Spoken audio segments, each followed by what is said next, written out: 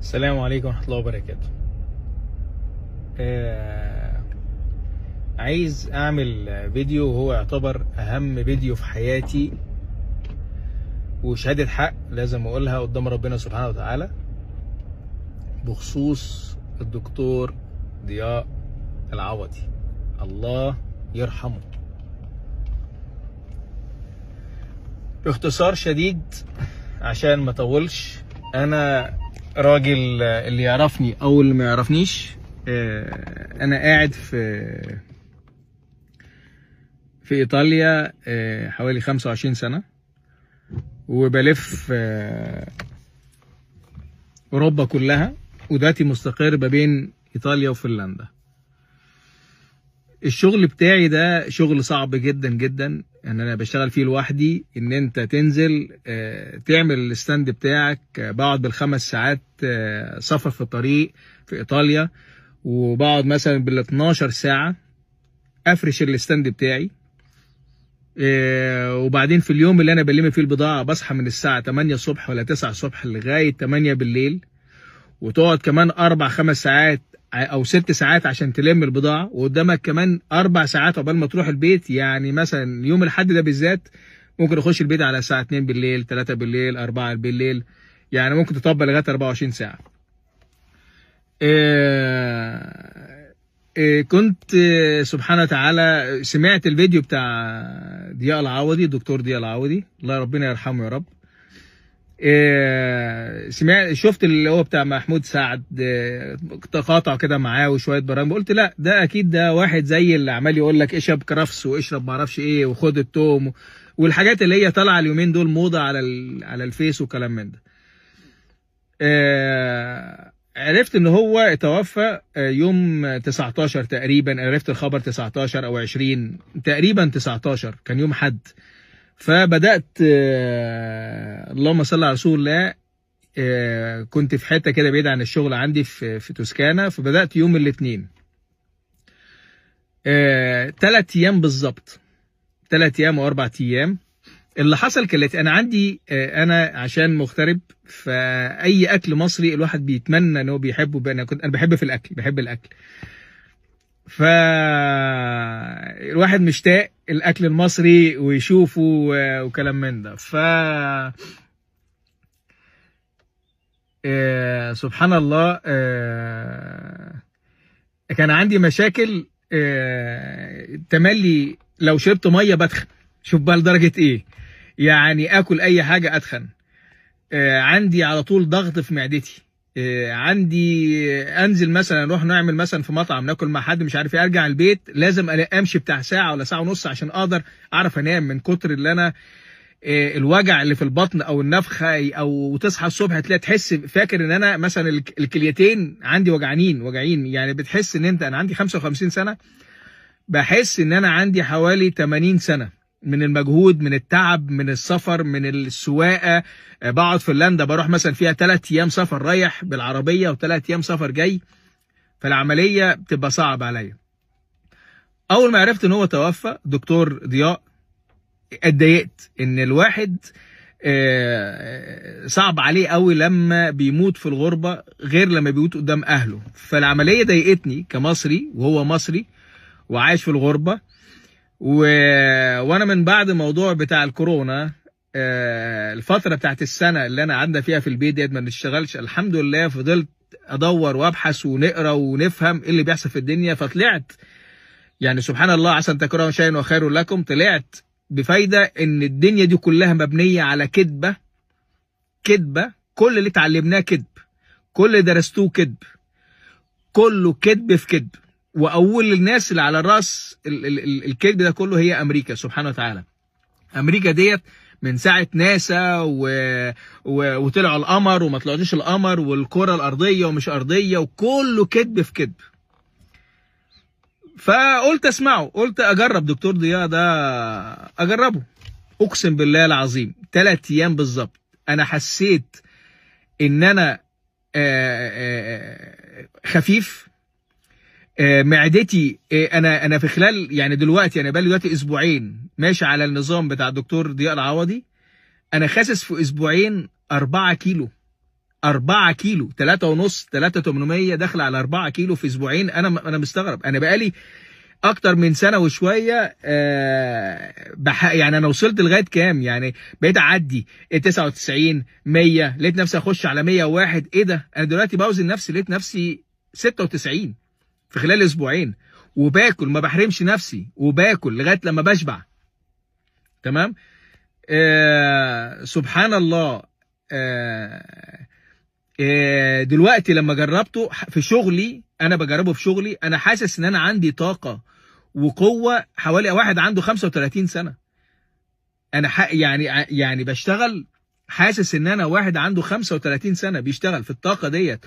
وكنت الاول باخد فيتامينات، اللي هو مثلا ايه، الستروم اللي هو تاخدوه بعد وانت عندك 50 سنه، بتاخد مش عارف فيتامينات ايه، وبجيب من ايطاليا احسن فيتامينات اللي هو اوميجا 3 والا والبي والدي والبي ما اعرفش كام، وباخدها كلام من ده. لا، بطلت كل حاجه. ده بالعكس، انا كنت باخد كمان زي حبوب طبيعيه عشان النوم، يعني من كتر الستريس وكتر الضغط وكلام من ده، عشان اعرف انام. يوصل لدرجه ان انا اخد الحبايه واقعد ساعتين 3 صح.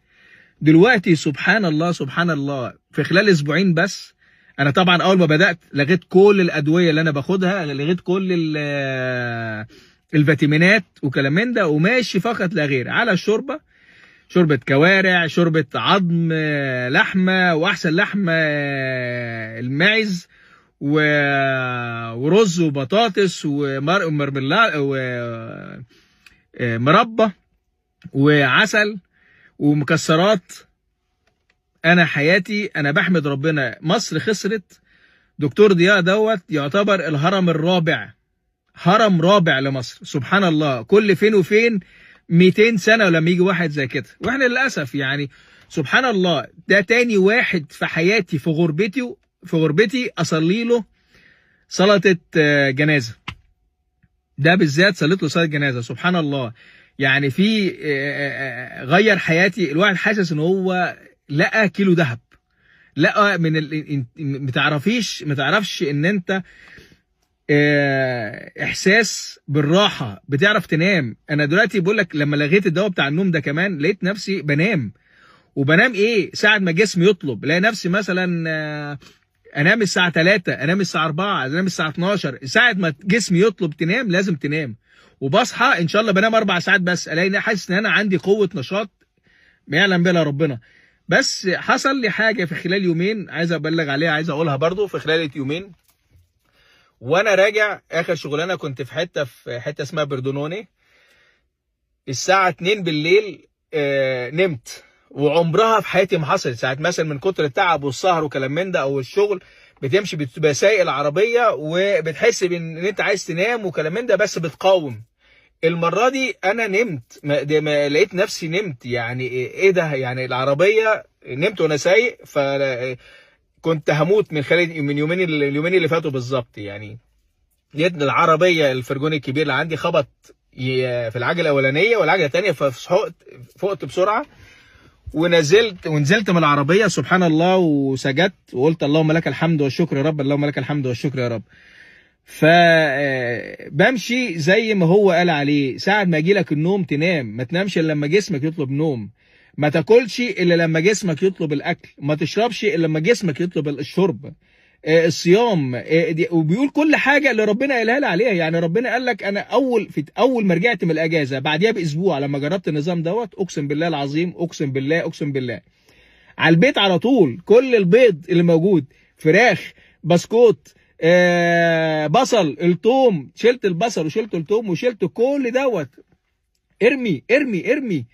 وايه تاني؟ واحلى حاجه فكرتني بيه فعلا، كل كلمه بيقولها حقيقي. لما ربنا سبحانه وتعالى خلقك ان انت احسن جهاز موجود او احسن بني ادم موجود في الدنيا دي كلها، ربنا خلقك هو انت احسن انسان. تمام. وجواك مكنه بتنظف لك كل حاجه في جسمك. ده فعلا حقيقي. يعني ازاي انا اخد كوليسترول ولا اخد كالسيوم ولا اخد مش عارف ايه؟ ما انت جسمك بيحط كل حاجه، كله كذب في كذب. يقول لك لا خد فيتامينات كذا، خد مش عارف ايه. وحاجه تانية اللي شددني فيها وفعلا، قال لك لما ربنا خلق البني ادم خلق روح حلوه، خلق يعني كلنا فينا نفس من ربنا سبحانه وتعالى. فانت ازاي تبان ان انت سليم او انت كويس ولا لا؟ بيقول لك استحاله لما يكون الانسان السليم يكون ريحه بقه وحشه. لما تكون ريحه بقك وحشه وعرقك وحش وتخش الحمام وحش، تعرف ان انت واخد حاجات في جسمك كلها سموم. امتى تعرف ان جسمك نضف؟ لما تخش في الحمام ما تطلعش ريحه وحشه، لما تلاقي نفسك ما بتطلعش عرق وحش، ما بتطلعش ريحه بق وحشه، تفضل ماشي كده عمال تنظف جسمك.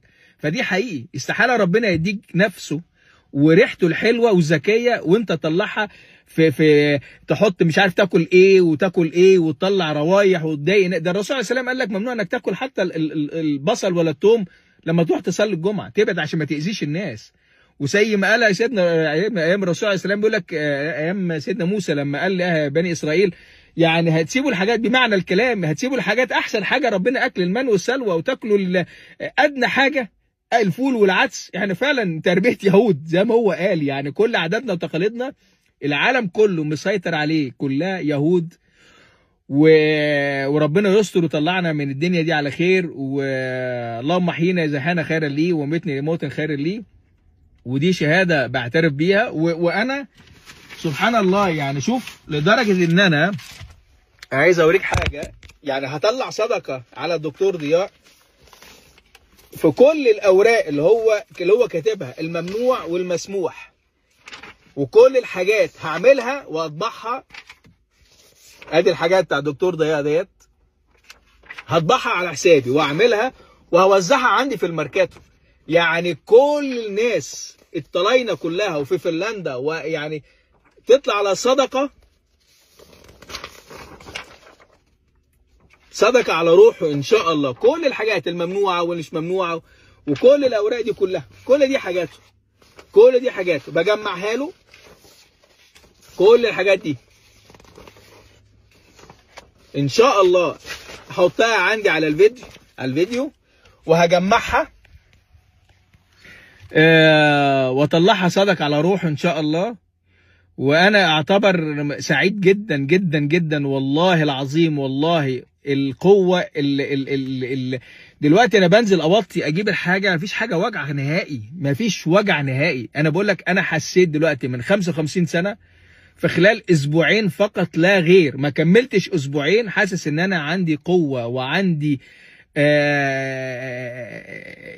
انرجيه بتاع واحد عنده 35 سنه. انا بقول لك انا راجل كنت بلعب رياضه، اقول لك لا انا كنت تعبان، يمكن عشان شديت شويه او لعبت حديد شويه او جريت او مشيت او مش عارف ايه. فانا من غير رياضه دلوقتي او من غير اي حاجه باكل صح وبتحرك ما بكسلش. كنت الاول اكسل، دلوقتي سبحان الله. انا اسف ان انا طولت عليكم، ودي شهاده بعتبرها قدام ربنا، وارجو من الناس كلها اللي بتسمعني واللي شايفها تخش على نظام الطيبات تمنع نهائي اللبن. وحاجه تانية سبحان الله، لما تيجوا تخش السوبر ماركت هنا في اوروبا كلها، انا ما اعرفش في القاهره او في مصر ايه اللي بيحصل، في اوروبا كلها ارخص اكل بتاكله بتخش من السوبر ماركت ب5 يورو ان شاء الله، ب5 يورو يعني تملى بطنك فيها. ارخص اكل العيش، اللبن، البيض، الجبنه، اللي هم ب5 يورو تعمل احلى وجبه، تمام، وتاكل وتمرض، وبعدين تروح وتروح الصيدليه بدل ما تدفع 5 يورو تدفع لك 500 يورو، تدفع لك 1000 يورو.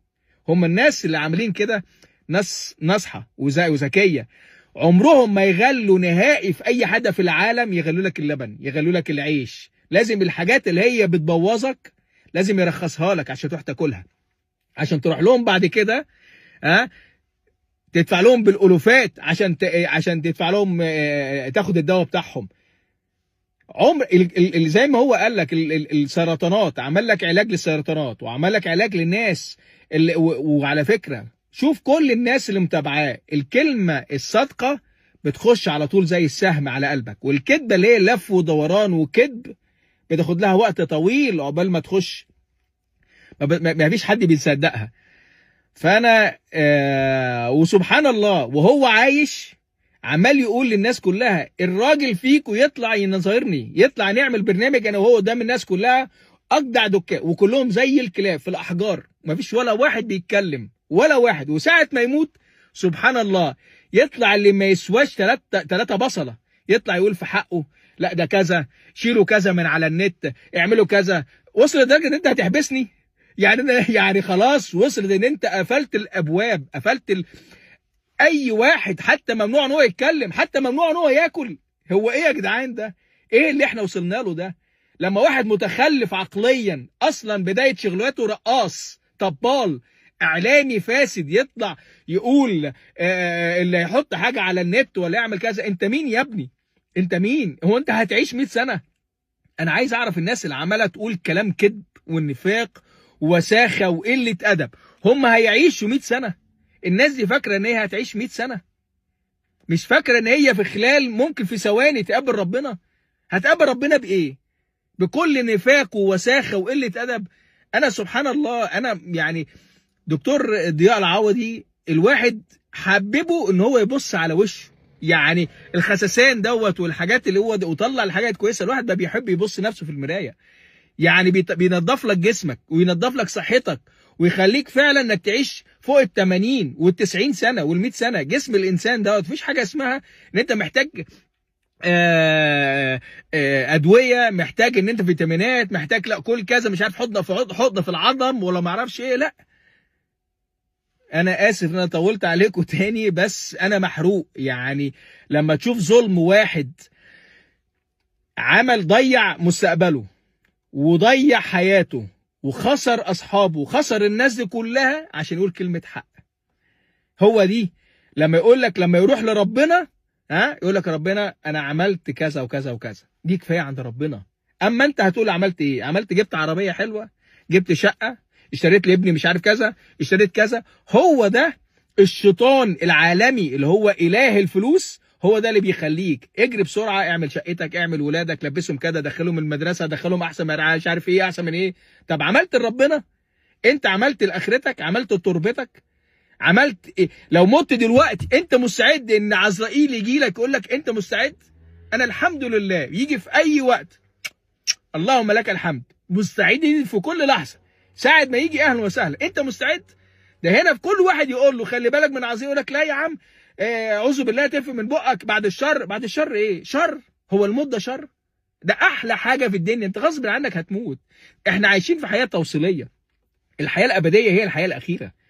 انت عبيط عشان تضيع يومين ولا ساعتين عايشهم عمال تنافق دوت وتكذب دوت وتضحك على دوت وتنصب عليه وتجيب في سيرته ليه الوساخه والحقد والحاجات الوحشه دي؟ ليه ما نعيش حاجه حلوه كده؟ ليه؟ اللهم ارحمه يا رب. واتمنى ان انتوا كلكم الناس كلها تقرا الفاتحه عليه، وكل ما تفتكروا كل ما انت حاسس ان انت كويس بصحتك بكل حاجه اقرا له الفاتحه، وهي دي الصدقه، وهو دي الرساله اللي هو قالها قبل ما يموت. انا مش عايز حاجه في الدنيا انك الناس تقرا لي الفاتحه وهو بلغ الايه، راح لربنا الحمد لله بلغوا مني ايه، يا رب انا عملت قلت اللي عليك، قلت ان انت تصوم اثنين وخميس 3 ايام، مش قادر تصوم كل وانت جعان، لما تجوع اشرب، لما تكون عطشان، فقط لا غير. ومفيش حاجه اسمها 3 وجبات، ان شاء الله كل وجبه واحده، ان شاء الله تاكل طول ما انت جعان، عايز تاكل كل، عايز تشرب اشرب. انا بقول لك انا كنت بحاول قعدت في فتره عمال اعمل خسسان، عايز اخس، مش عارف افتح تلاجه بالليل كده بموت، لا دي ما ينفعش، مش عارف ايه، ممنوع. دلوقتي انا مع نظامه باكل زي ما انا عايز وبخس وقوه ونشاط. ربنا يرحمه يا رب، يا رب يا رب ارحمه يا رب. السلام عليكم ورحمه الله وبركاته، واسف انا طولت عليكم، شكرا، السلام عليكم.